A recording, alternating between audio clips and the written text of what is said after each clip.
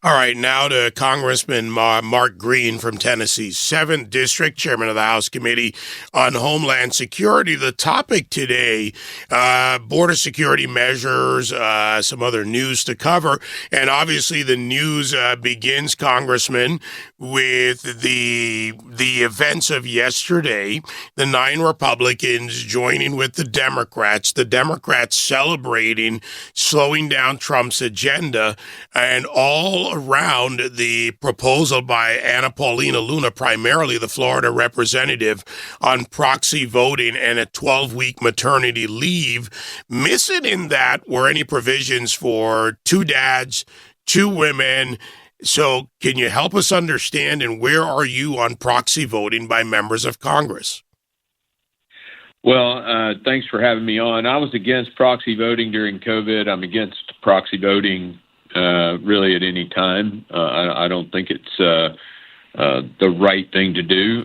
It's actually not constitutional if you look at the Constitution. So, and I really agree with your last caller. I was encouraged to hear that, particularly from a woman. You know, when you raise your right hand and assume the duties of a soldier, there are guys who miss the delivery of their kids because they're deployed to combat defending the country. This idea that I get 12 weeks because my wife had a baby, I really struggle with that. Maybe I'm old school, I don't know. But, I particularly liked what Claire said. You have to organize your life around the obligations you assume. And I think that's what members of Congress should do. So my personal thought, I can tell you this: you can't build a building. A construction worker can't build a building from proxy, and you can't fight a war that way either. So I was disappointed with what happened, and we gave the Democrats a win.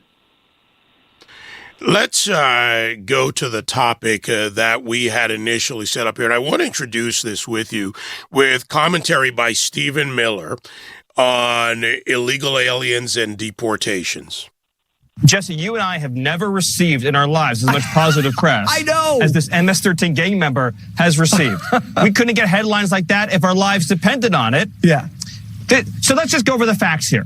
He is an illegal alien. Fact 1, what do you do with illegal aliens? You deport them. Fact 2, he's an MS-13. What do you do with illegal aliens who are also in a transnational terrorist organization? You deport them more quickly. Oh, and on top of that, he's implicated in human trafficking. Deport, deport, deport. This is who they're going to bat for. What are we supposed to do? Buy the guy a house, get him some free health care? Yeah. Maybe let him run for Congress? Yeah. You're supposed to do all of those things. This is who this is the Democrat Party. This is who they stand for. This is who Cory Booker stands for in 2025. They stand for illegal alien predators that are in transnational cartels. That's the Democrat Party of today. We will win this fight all day, every day.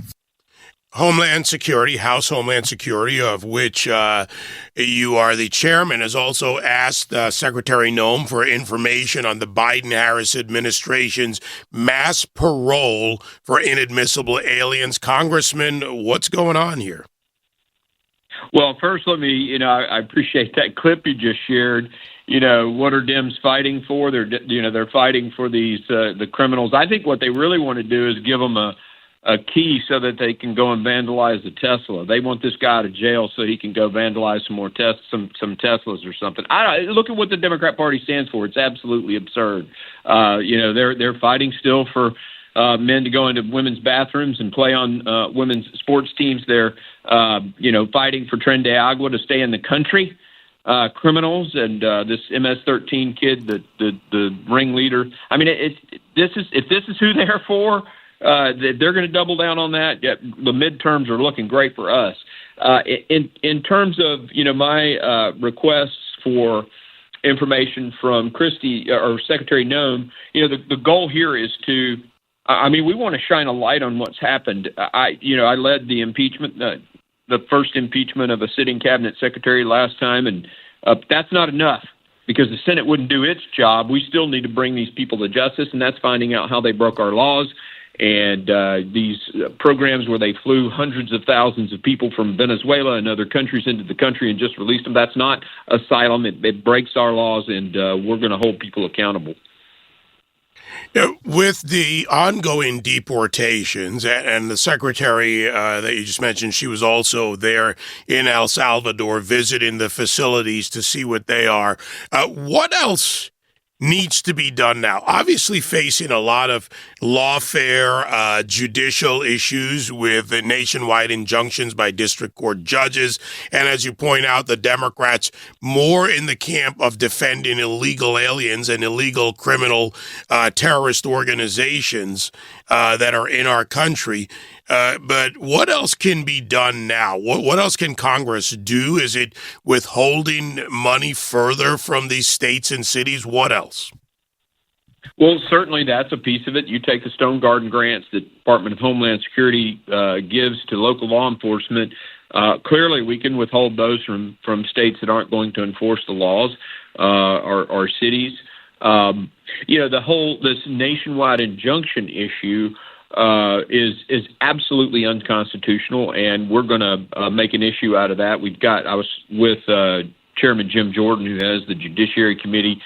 He's got a stepwise plan to take that issue on and to rein in these judges that are just absolutely out of control, and get to the real enforcement of our laws. And so there are a ton of different things we can do, and we have plans, and we're executing those plans. Speaking of plans, Congressman, still things going on, no voting, but going on the Hill. Any updates for us this week from House Homeland or your other committees?